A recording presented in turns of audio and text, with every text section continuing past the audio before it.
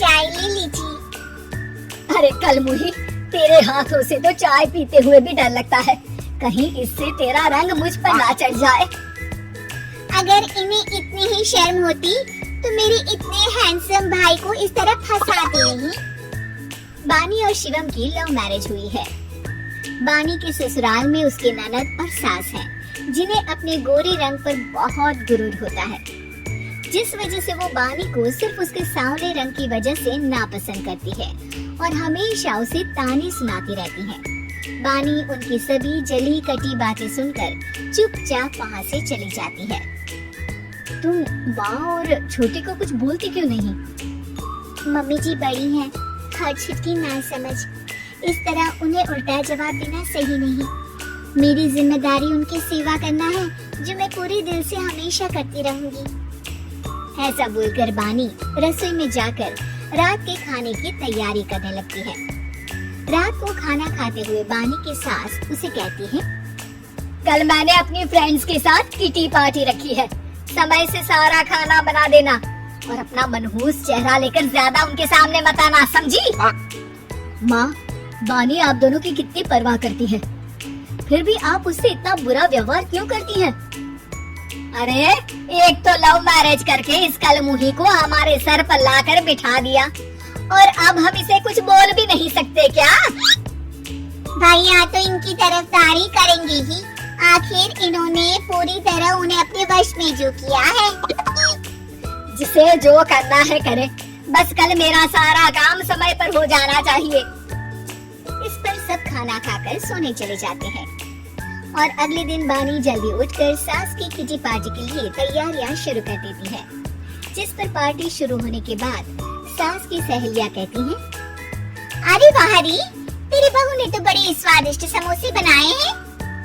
हाँ भाई, रंग कैसा भी हो, खाना बनाने में बिल्कुल अन्नपूर्णा है। अरे इसकी भी क्या बात करनी, मेरी बेटी से मिलो, इसकी सुंदरता के आगे तो उर्वशी रंभा भी फेल है। उर्वशी रंभा को तो फेल कर देगी, पर क्या अन्नपूर्णा बन पाएगी?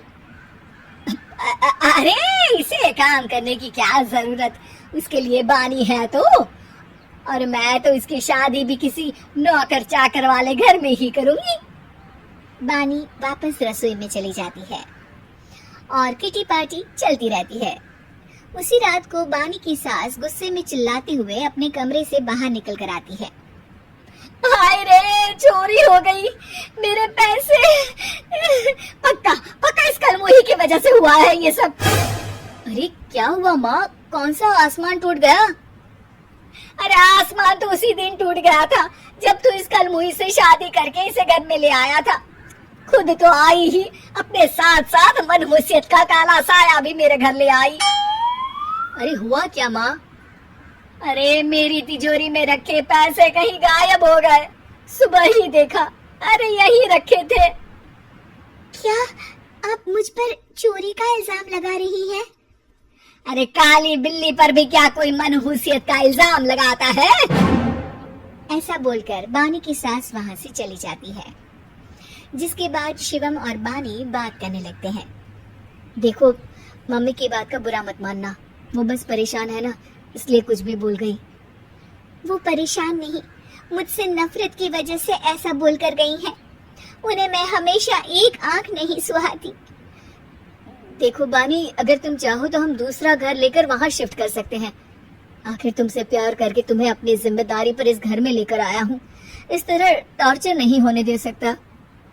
अगर आप साथ हैं तो मुझे किसी चीज की टेंशन नहीं, और आखिर वो हमारे बुजुर्ग हैं, हम उन्हें और छुटकी को इस तरह अकेले छोड़कर कैसे जा सकते हैं। इसके बाद बानी भी अपने कमरे में चली जाती है और अब हर रोज उसकी सास की तिजोरी से पैसे गायब होने लगते हैं। इसी तरह कुछ समय बीत जाता है और वो हर बार हर चीज का इल्जाम बानी पर लगाती है, पर बानी कभी कुछ भी नहीं बोलती। कलमुही नास पीटी, बहू को घर की लक्ष्मी बोलते हैं, ये तो पनौती बनकर आई है, पनौती। एक रात बानी की सास को आधी रात में प्यास लगती है तो वो पानी पीने रसोई की तरफ जाती है। तभी उसे अपनी बेटी के कमरे में कुछ आवाज सुनाई देती है। हाँ हाँ, मैंने मम्मी की तिजोरी से हर रोज थोड़े थोड़े पैसे निकाल कर हम दोनों के लायक खूब पैसे इकट्ठे कर लिए हैं। और मम्मी आज तक उस सब के लिए भाभी को ही जिम्मेदार समझती है। तुम बस जल्दी से आकर मुझे यहाँ से ले जाओ और हम कहीं दूर जाकर शादी कर लेंगे। मम्मी को कुछ पता नहीं चलेगा। सब मुसीबत खत्म।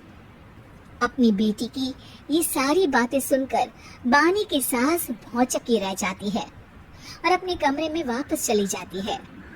जब अगली सुबह बानी सास के कमरे में आती है, मम्मी जी क्या बात है, आज आप कमरे से बाहर ही नहीं आई? आपकी तबीयत तो ठीक है ना? क्या छुटकी कमरे से बाहर आई या तुम उसके कमरे में गई? नहीं नहीं, क्यों जाना है क्या? मैं अभी चली जाती हूँ। नहीं, कोई कहीं नहीं जाएगा। इस पर वो बानी को साथ लेकर कमरे से बाहर आती है जहाँ शिवम भी होता है। वहाँ उसकी सास बोलती है, छुटकी मेरी तिजोरी के सारे पैसे लेकर अपनी माँ के बारे में कोई ख्याल करे बिना किसी लड़के के साथ घर छोड़कर चली गई। और बहू, तुमने मुझ जैसी सास की सेवा करने के लिए अपने ही पति के साथ दूसरे घर जाने से मना कर दिया।